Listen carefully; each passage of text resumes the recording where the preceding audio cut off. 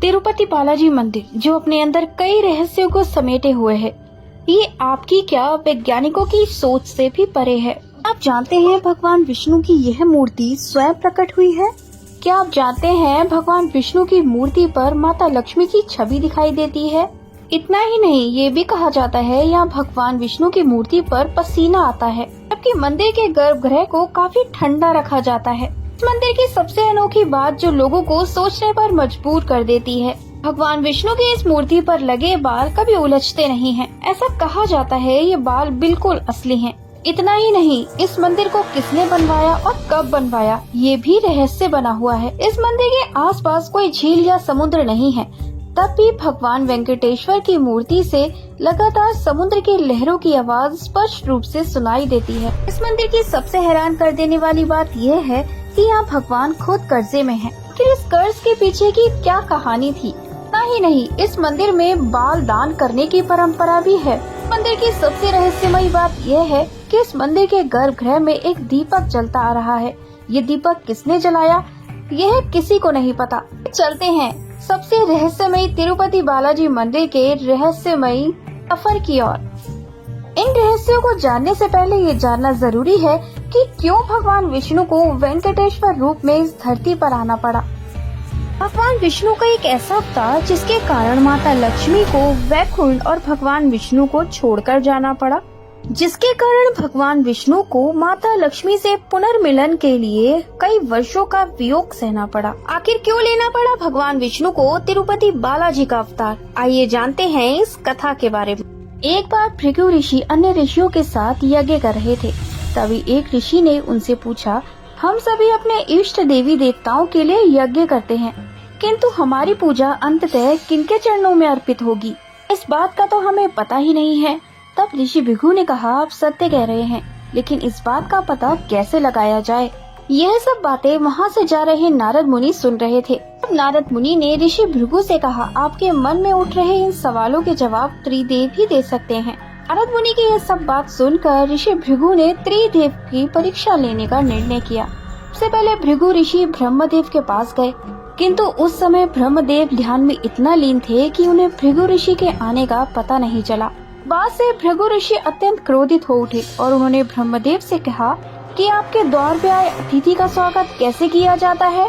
ब्रह्मदेव भृगु ऋषि की बात सुनकर क्रोधित हो गए। भृगु ऋषि ने ब्रह्मदेव से कहा, आपका यह अहंकार ये सिद्ध करता है कि आप त्रिगुणा तीर्थ नहीं हो सकते। इसके बाद भृगु ऋषि भगवान शिव के पास कैलाश पहुँचे और भी भगवान शिव ध्यान में लीन थे।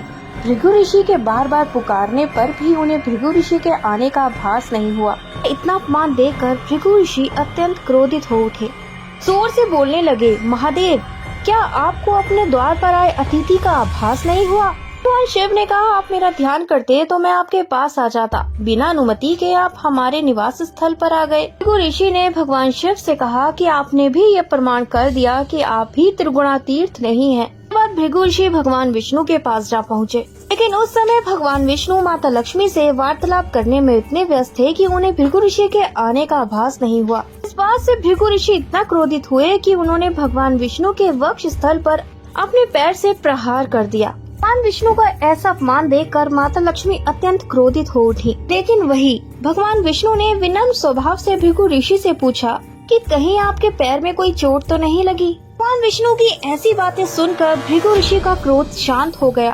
तब भृगु ऋषि ने कहा, आप ही त्रिगुणा तीर्थ है, आपने ये प्रमाण कर दिया। ऐसा कहकर भृगु ऋषि तो वहाँ से चले गए, किंतु माता लक्ष्मी इस बात से अत्यंत क्रोधित थी। उन्होंने भगवान विष्णु से कहा कि आपके हृदय में तो सदैव मैं वास करती हूँ। अब भृगु ऋषि ने आपके हृदय पर ही वार कर दिया। उन्होंने आपके साथ साथ मेरा भी अपमान किया है, किंतु आपने उन्हें कोई दंड नहीं दिया। माता लक्ष्मी ने कहा, जहाँ मेरा और मेरे पति का अपमान हो मैं वहाँ नहीं रह सकती। आप मुझसे प्रेम करते तो आप उन्हें दंड जरूर देते, लेकिन आपने ऐसा नहीं किया, इसीलिए मैं वैकुंठ छोड़कर जा रही हूँ। ब्रह्मा जी और भगवान शिव भी लक्ष्मी जी को समझाते हैं, किंतु लक्ष्मी जी वैकुंठ जाने को तैयार नहीं होती और कहती हैं कि मुझे कृपया करके पृथ्वी लोक पर एक कोई ऐसा स्थान सुझाइए जहाँ मैं रह सकूं। तब भगवान शिव माता लक्ष्मी को वेंकटाद्रि पर्वत पर जाने को कहते हैं। ये वही स्थान है जहाँ भगवान शिव ने वराह अवतार लिया था। वे नगरी राजा चौल की है। वे एक सच्चे राजा हैं और वहाँ गाय को माता के रूप में पूजा जाता है। इसके बाद ब्रह्मा जी ने एक गाय और भगवान शिव ने बछड़े का रूप लिया। माता लक्ष्मी ने एक ग्वालिन का रूप धारण कर राजा चौल के पास जा पहुँचे।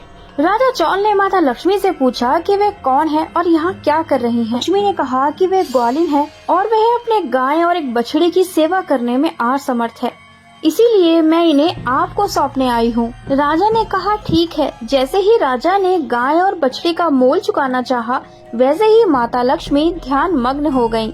वहाँ भगवान विष्णु भी माता लक्ष्मी को ढूंढते ढूंढते राजा चौल की नगरी पहुँच जाते हैं। उनका शरीर इतना दुर्बल हो जाता है कि वे एक चींटियों के बेड़े में जाकर गिर जाते हैं और वही श्री हरि निवास करने लगते हैं। तो लक्ष्मी वेंकटाद्रि पर्वत पर जाकर भगवान विष्णु की तपस्या करती हैं। ब्रह्मा रूपी वही गाय चरवाहे के जाने के बाद चींटियों के बेड़े में जाके भगवान विष्णु को दूध प्रदान करती थी। इस कारण वह चरवाहे को उतनी मात्रा में दूध नहीं दे पाती थी। जब इस बात का पता राजा को लगा तो उसने चरवाहे से कहा कि कहीं तुम तो दूध चोरी नहीं करते। उसने राजा से कहा नहीं, मैं ऐसा नहीं कर रहा। तब राजा ने कहा इस बात का पता लगाओ। चरवाहे ने गाय का पीछा किया तो उसने देखा गाय एक चींटी के बाड़े में जाकर दूध प्रदान कर रही है। देख के उसे बड़ा क्रोध आया और उसने अपने हाथ में कुल्हाड़ी लेकर गाय पर प्रहार कर दिया। उसी समय भगवान विष्णु चींटियों के बाड़े से बाहर आ रहे थे। वो कुल्हाड़ी भगवान विष्णु को लग गई। तब भगवान विष्णु ने उस ग्वाले को ऐसी हरकतें करता देख उसका वध कर दिया। ग्वाले की हत्या देख राजन वहाँ आ गए और उन्होंने अपशब्द कहना शुरू कर दिया। राजा को ऐसा करता देख भगवान विष्णु वहाँ प्रकट हुए और राजा से कहा तुम भी इसके साथ पाप के भागी हो। मैं तुम्हें ये श्राप देता हूँ कि तुम अपने इस जन्म का आगे का जीवन एक राक्षस के रूप में बिताओगे। तब राजा भगवान विष्णु से माफी मांगने लगे। तब भगवान विष्णु ने कहा कि आप अगले जन्म में आकाश राजन के रूप में जन्म लेंगे। आपकी पुत्री पद्मावती से मेरा विवाह होगा। इसके बाद भगवान विष्णु बगुला माई के पास पहुँचे। बगुला माई भगवान विष्णु की अगले जन्म में यशोदा मैया ही थी। घोड़े के कुल्हाड़ी से वार करने पर भगवान श्रीनिवासन के बालों का एक हिस्सा गिर गया था। तब बगुला माई ने अपने सर के बाल काट के श्रीनिवासन के सर पे लगा दिए थे, जिससे भगवान श्रीनिवासन का सर का घाव ठीक हो गया। तब भगवान श्रीनिवासन ने कहा बाल तो शरीर की सुंदरता होती है और आपने मेरे लिए अपने बालों का ही त्याग कर दिया। भगवान श्रीनिवासन ने कहा जो कोई भी मुझे बाल का दान करेगा उसकी हर मनोकामनाएं पूर्ण होंगी। तभी से तिरुपति बालाजी मंदिर में आज भी बाल दान करने की परंपरा है।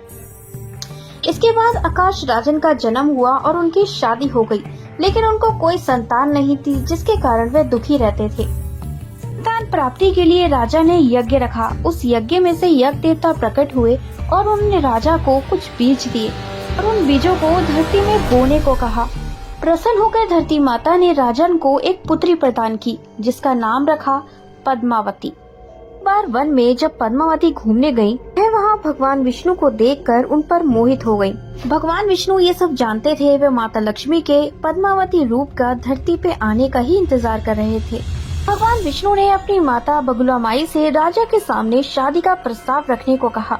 बगुला माई ने राजा के सामने विवाह का प्रस्ताव रखा तो राजा तैयार तो हो गए, लेकिन उनके मन में एक संदेह था कि भगवान विष्णु माता लक्ष्मी के बिना धनहीन थे।